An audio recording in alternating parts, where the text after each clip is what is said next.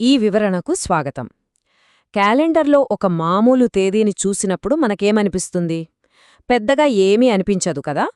కాని ఒకే ఒక్క తేదీ వెనుక వందల ఏళ్ల మానవ చరిత్ర, త్యాగాలు, అద్భుతాలు దాగి ఉంటాయని మీరెప్పుడైనా ఊహించారా?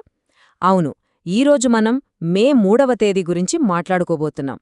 ఇది కేవలం ఒక 24 గంటల సమయం కాదు. మొదటి శతాబ్దపు అమరవీరుల త్యాగాల నుండి ఈరోజు ప్రపంచవ్యాప్తంగా జరుపుకునే అత్యంత ఉత్సాహభరితమైన పండుగల వరకు ఎన్నో ఘట్టాలను తనలో దాచుకున్న ఒక సజీవ జ్ఞాపకం. ఒకే ఒక్క తేదీ చరిత్రను, విశ్వాసాన్ని, రక్తాన్ని, అలాగే వేడుకలను ఎలా ఏకం చేస్తుందో ఇప్పుడు మనం లోతుగా తెలుసుకుందాం.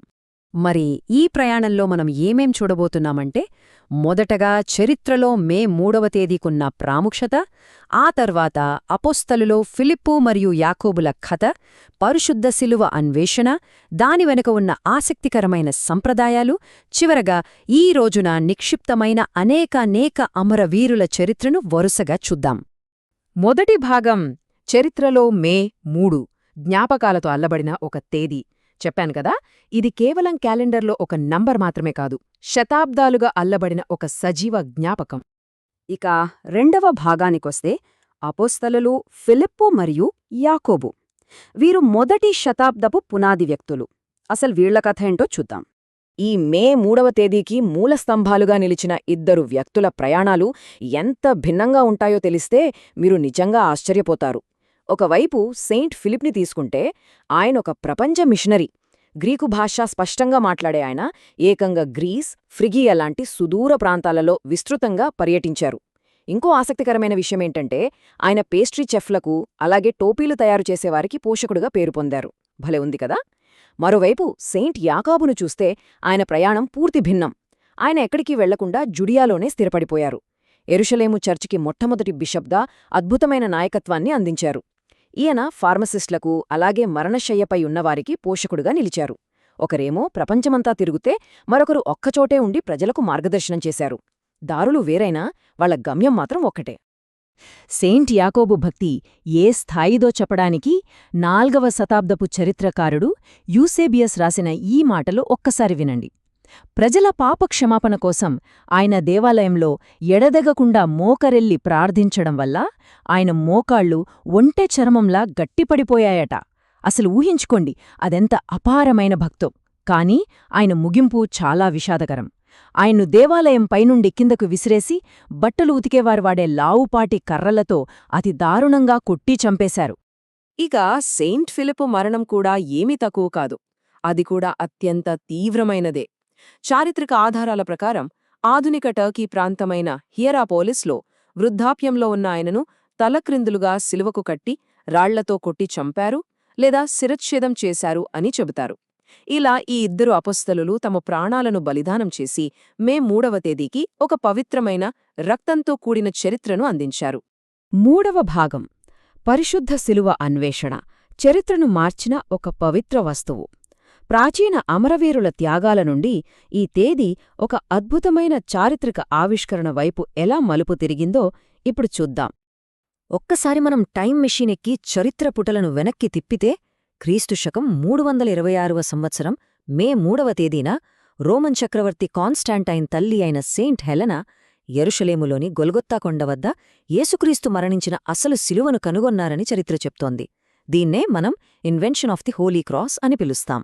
ఆ తర్వాత 16వ శతాబ్దం నాటికి స్పానిష్ మిషనరీల ద్వారా ఈ వేడుక లాటిన్ అమెరికాకు చేరుకుంది. అక్కడ అప్పటికే ఉన్న ప్రాచీన మాయా మరియు అజ్టెక్ జాతుల వసంతకాలతు పంట పండుగలతో ఇది పూర్తిగా కలిసిపోయింది.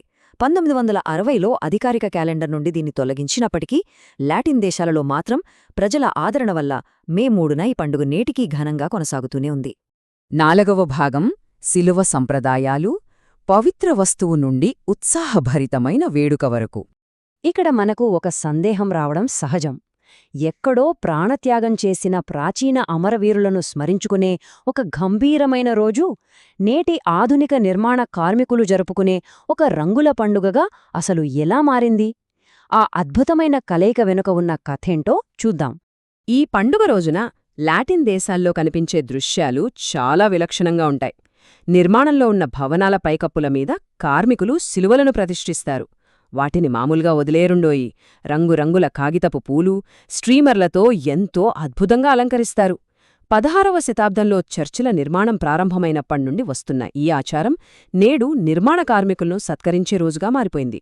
అంతేకాకుండా ఇది ప్రాచీన మాయా మరియు అజ్టెక్ జాతుల వసంతకాలపు పంట పండుగకు ప్రతిరూపంగా కూడా నిలుస్తుంది. దేవుడు తమకు ప్రసాదించిన పండ్ల పంటకు కృతజ్ఞతలు తెలుపుకోవడం ఇందులో అత్యంత ముఖ్యమైన భాగం. దీని వెనుక ఒక భలే తమాషా అయిన జానపద నమ్మకం కూడా ఉండండోయ్. లాటిన్ అమెరికాలోని అనేక ఇళ్లల్లో ఈ రోజున ఒక చెక్క శిలువను తయారుచేసి దాని చుట్టూ రకరకాల పండ్లను అలంకరించి ఉంచుతారు. ఒకవేళ అలా చేయకపోతే ఏమవుతుందో తెలుసా? ఆ ఇంటికి దెయ్యం వచ్చి ఆనందంతో నాట్యం చేస్తుందట. వినడానికి కొంచెం విచిత్రంగా అనిపించినా అక్కడి ప్రజలు దీన్నొక సరదా సంప్రదాయంగా పాటిస్తారు. పండు తినే ముందు శిలువ ముందు నిలబడి కృతజ్ఞతా ప్రార్థన చేయడం వాళ్ల ఆచారం. ఇక 5వ భాగం అనేకానేక అమరవీరులు. ఈ మే 3వ తేదీలో నిక్షిప్తమైన అపారమైన చరిత్ర గురించి మన దృష్టికోణాన్ని ఒక్కసారి పూర్తిగా విస్తరించి చూద్దాం. ఈ తేదీకి కేవలం మతపరమైన ప్రాముఖ్యతే కాదు, జాతీయ మరియు రాజకీయ మైలురాళ్లతో కూడా సంబంధముంది. ఉదాహరణకు మే 3, 1791వ సంవత్సరం తీసుకోండి. ఆ రోజు పోలెండ్ దేశం ఐరోపా ఖండంలోనే మొట్టమొదటి ఆధునిక రాజ్యాంగాన్ని ఆమోదించింది. ఇది ఆ దేశ చరిత్రలో సువర్ణాక్షరాలతో లిఖించదగిన రోజు. అందుకే పోలిష్ ప్రజలు ఈ రోజును ఒక జాతీయ పండుగగా, అలాగే our lady queen of Poland పేరుతో అత్యంత భక్తిశ్రద్ధలతో జరుపుకుంటారు. ఒక్కసారి ఈ లిస్ట్ చూడండి. ఒకే ఒక్క రోజులో స్మరించుకునే వ్యక్తుల సంఖ్య, వారి కథల సాంద్రత చూస్తే నిజంగా గనిపిస్తుంది. క్రీస్తుశకం 519లో తోడేళ్ల దాడిలో మరణించిన సెయింట్ కాన్లెత్, తన తల నరకడానికి వచ్చిన హంతకుడి కత్తిని ఏకంగా పళ్లతో పట్టుకుని ఆపిన సెయింట్ జువెనల్. అసలు నమ్మగలమా? ఇక 1690లో హత్యకు గురైతే 9 రోజులపాటు కుక్కలచే కాపాడబడిన చెడిపోని శరీరంతో దొరికిన సెయింట్ గ్యాబ్రియల్ గౌడల్, మరణశిక్షపడిన ఒక మహిళ స్థానంలోకి స్వచ్ఛందంగా వెళ్లి ప్రాణత్యాగం చేసిన రోమన్ సైనికుడు సెయింట్ అలెగ్జాండర్, పసిపిల్లల పోషకుడిగా ఉన్న సెయింట్ ఫిలిప్ ఆఫ్ జెల్. ఇలా ఎంతోమంది విశిష్ట వ్యక్తుల జ్ఞాపికాలు ఈ ఒక్కరోజుతోనే ముడిపడి ఉన్నాయి. కాని ఈ జాబితాలో అత్యంత బరువైన, మనల్ని కలిచివేసే మరో చారిత్రక జ్ఞాపకం ఒకటుంది. అదే సెయింట్స్ మోరా మరియు తిమోతీల కథ.